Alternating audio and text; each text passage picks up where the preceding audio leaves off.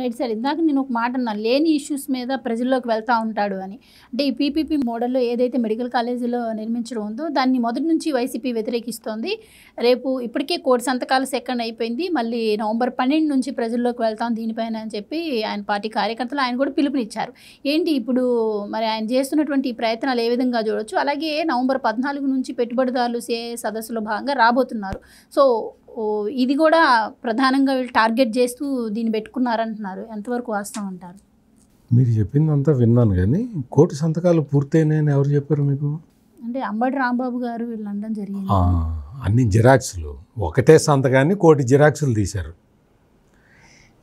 వాళ్ళకి అసలు ఎక్కడా కూడా స్పందన రాలే.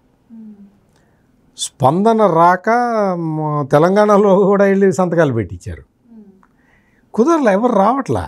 ఎవరు కూడా ఇప్పుడు మెడికల్ కాలేజీలు వాటిని ప్రైవేటు పరం చేస్తున్నారు అనేది జగన్మోహన్ రెడ్డి చెబుతున్న అతిపెద్ద అబద్ధం. మెడికల్ కాలేజీలని ప్రైవేటు వాళ్ళకి అప్పగించటం లేదు అనేది కఠోర వాస్తవం.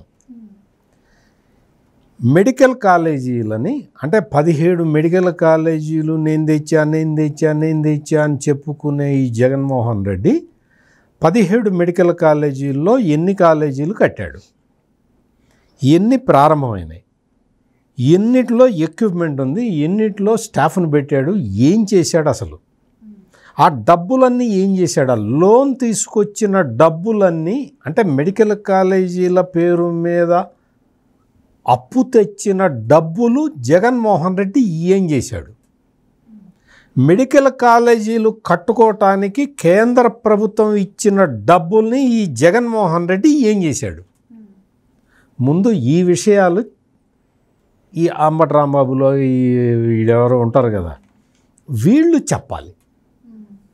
వీళ్ళు ఫస్ట్ బయటికి వచ్చి చెప్పాలి, మా అన్న కేంద్రం నుంచి వచ్చిన డబ్బులన్నీ తినేశాడు, మేము లోన్ ఆర్థిక సంస్థల నుంచి రుణాలు తెచ్చాము, ఆ రుణాలు కూడా తినేసాము అని ముందర ఒప్పుకోండి. అప్పుడు మీకు 1 కోటి మంది సంతకాలు పెడతారు.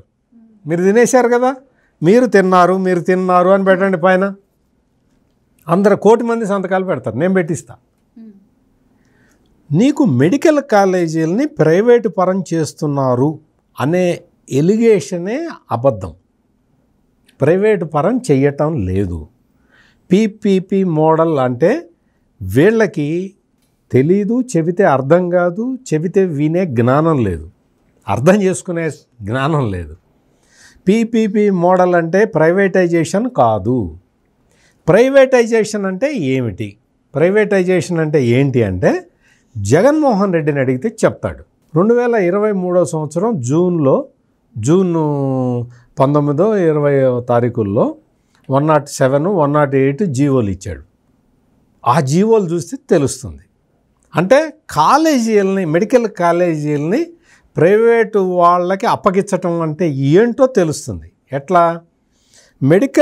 అంటే ప్రభుత్వ మెడికల్ కాలేజీలలో కూడా బి కేటగిరీ సీట్లని సెల్ఫ్ ఫైనాన్సింగ్ పేరుతోటి అమ్ముకునే కార్యక్రమాన్ని జగన్మోహన్ రెడ్డి ప్రారంభించాడు. ఇది అమ్ముకోవటం అంటే, ఇది పేదవాడికి వైద్య విద్యని దూరం చేయటం అంటే ఇది. గవర్నమెంట్ మెడికల్ కాలేజీల్లో సెల్ఫ్ ఫైనాన్స్ సీట్లు ఎట్లా పెడతావు? సెల్ఫ్ ఫైనాన్సింగ్ అంటే ఏంటి? నీకు 15,000 రూపాయలు 16,000 రూపాయలు ఉండే ఫీజుని నువ్వు 15 లక్షలు ఎట్లా చేశావు? అది పేదవాళ్ళని ఉద్ధరించడమా? పేద విద్యార్థులు మెడికల్ విద్యని అభ్యసించటానికి నువ్వు కల్పించే సౌకర్యమా జగన్మోహన్ రెడ్డి? అంటే ప్రభుత్వ పాఠశాలల్లో కూడా అంటే ప్రభుత్వ మెడికల్ కాలేజీల్లో కూడా డొనేషన్లు వసూలు చేసే దుష్ట సంస్కృతిని జీవోల ద్వారా తీసుకొచ్చిన జగన్మోహన్ రెడ్డి ఈ రోజున వచ్చి నేను 1 కోటి మంది సంతకం పెట్టండి ప్లీజ్ అని బతిలాడినా, కాళ్ళ మీద పడ్డా పెడతారా? ఎవ్వరూ పెట్టట్ల సంతకాలు. అందుకని వాళ్ళు జిరాక్సులు తీసి ఇవే 1 కోటి సంతకాలని వాళ్ళు చెప్పుకుంటూ తిరుగుతున్నారు. అంతే తప్ప ఇక్కడ మెడికల్ విద్యకి సంబంధించి, వైద్య విద్యకి ఇక్కడ ఏదో పేదవాడికి దూరం చేసి అంత జగన్మోహన్ రెడ్డి అంత క్రూరులు లేరు ఇప్పుడు ప్రపంచం మన ఈ పరిపాలనలో. ఇక్కడ హ్యూమన్ ఫేస్ తోటి సంస్కరణలు తీసుకొచ్చే వాళ్ళు మాత్రమే ఉన్నారు. 108 జీవో, 107 జీవో, వాటికి సమాధానం చెప్పు జగన్మోహన్ రెడ్డి.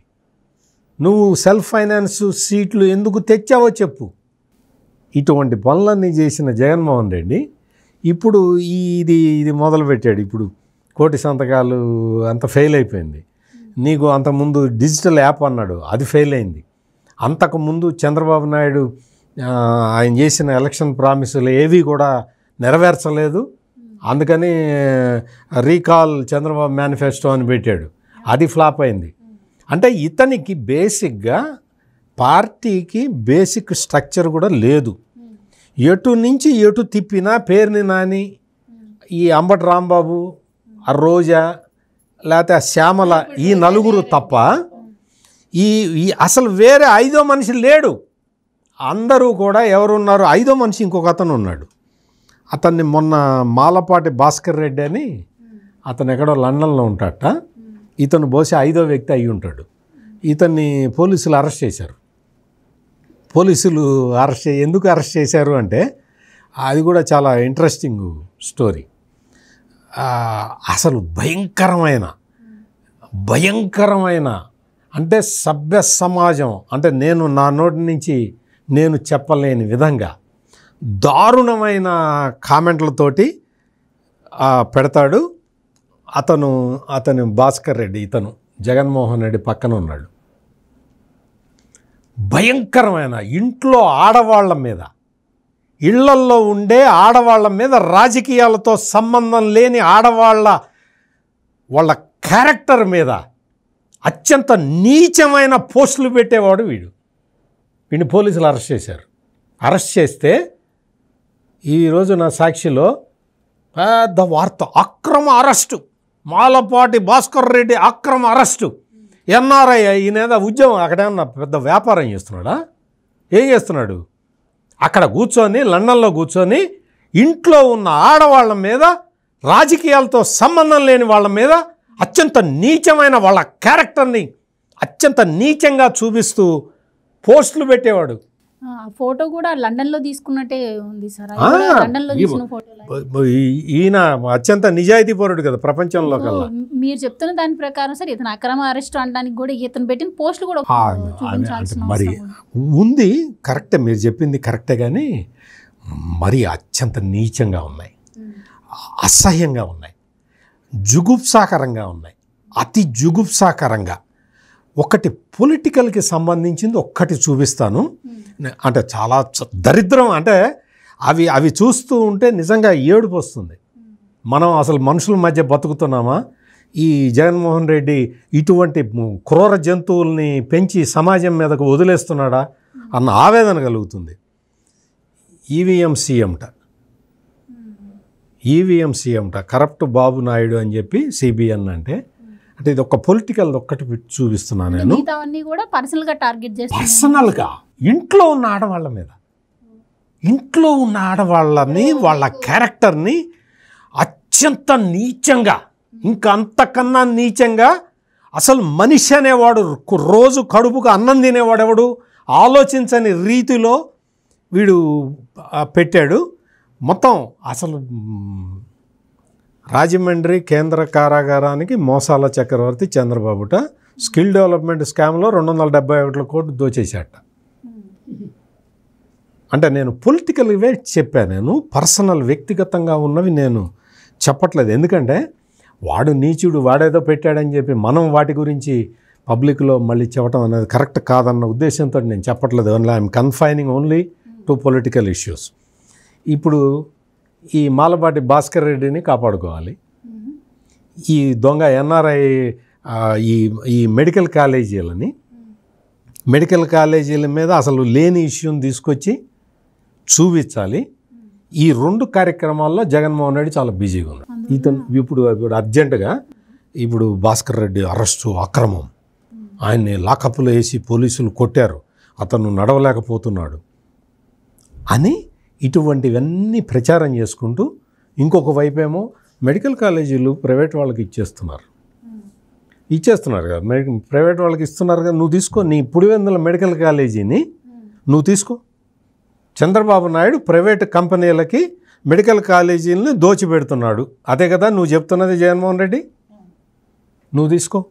పులివెందుల మెడికల్ కాలేజీ అది కట్టాను అంటున్నావు కదా, నేను కట్టేసాను మొత్తం ఎక్విప్మెంట్ పెట్టేశాను అంటున్నావు కదా, నేను స్టాఫ్ కూడా రిక్రూట్ చేశానని చెబుతున్నావు కదా, చంద్రబాబు నాయుడు సీట్లు తగ్గించాడు అని చెప్పి నువ్వు కారు కూతలు కూస్తున్నావు కదా. పులివెందుల మెడికల్ కాలేజీ రెడీగా ఉంది కదా నీ లెక్క ప్రకారం. రెడీగా ఉందంటే నిన్న మొన్న అవినాష్ రెడ్డి గారు అంటున్నారండి, ఇక్కడున్న కాస్ట్లీ ఫర్నిచర్ ఎక్విప్మెంట్ మొత్తం కూడా తరలించేస్తుంది ప్రభుత్వం అని చెప్పి కూడా ఒక కమెంట్ చేశాడు ఆయన. అక్కడ ఏమున్నాయి, ఏం తరలిస్తారు, అక్కడ ఏమున్నాయి, ఏం తరలిస్తారు, ఎందుకు తరలిస్తారు? పచ్చి అబద్ధాలు చెప్పుకుంటూ తిరిగే బ్యాచ్ ఇది. నీకు మొత్తం అక్కడ కొన్ని పరికరాలు ఎట్లా ఉంటాయంటే వాటిని వాడకపోతే అవి ఇంకా పనికిరావు భవిష్యత్తులో. అటువంటి వాటిని కొన్ని వాడే చోటకి తరలిస్తున్నారు. అవి ఒకటో రెండో ఉన్నాయి అంతే ఎక్విప్మెంటు. నీకు అవి వాటిని వాడకపోతే, ఫ్రీక్వెంట్గా వాడకపోతే అవి ఎందుకు పనికిరావు? మొత్తం క్యాపిటల్ లాస్ అనమాట. టోటల్ దాని మీద పెట్టిన పెట్టుబడి అంతా పోతుంది. అందుకని చెప్పి వాటిని వాడే చోటకి పేషెంట్లు ఉన్న చోట, పేషెంట్లు లేరు పులివెందులలో. ఈ జగన్మోహన్ రెడ్డి కట్టాను అని చెబుతున్న ఈ మెడికల్ కాలేజీల్లో, ఈ మెడికల్ టీచింగ్ హాస్పిటల్స్లో పేషెంట్లు లేరు. ఏం చేయాలి? అందుకని చెప్పి నువ్వు పులివెందుల మెడికల్ కాలేజీ, నీ స్థలం గవర్నమెంట్ స్థలం ఉంది, బిల్డింగు కట్టాను అంటున్నావు కదా, నేను డబ్బులు ఖర్చు పెట్టాను అంటున్నావు కదా, మొత్తం రెడీగా ఉంది అంటున్నావు కదా, నువ్వు టేక్ ఓవర్ చేయి. నువ్వు టేక్ ఓవర్ చేయి, గవర్నమెంట్ తోటి మాట్లాడదాం. నేను టేక్ ఓవర్ చేస్తాను సార్, నేను ఎందుకు, నాకు ప్రైవేట్ వాళ్ళకి ఎందుకు దోచిపెడతారు, నేనే దోచుకుంటా. ఈయనకి అలవాటే కదా ఇటువంటి, అంటే తప్పుడు ప్రచారాలు చేసుకుంటూ, తప్పుడు విషయాలని ప్రజల్లోకి పంపిస్తూ క్రిమినల్స్ని కాపాడుకోవటానికి ప్రయత్నం చేసుకుంటూ బిజీగా ఉండి కోర్టుకి వెళ్ళాలంటే ఈ పనులన్నీ ఉన్నాయండి. గవర్నమెంట్ మీద కుట్రవనాలి, మనం గవర్నమెంట్ని డిస్టెబిలైజ్ చేయాలి, అందుకని నేను కోర్టుకి రాలేనండి అని చెప్తున్నాడు. Please subscribe to Leo news for more videos.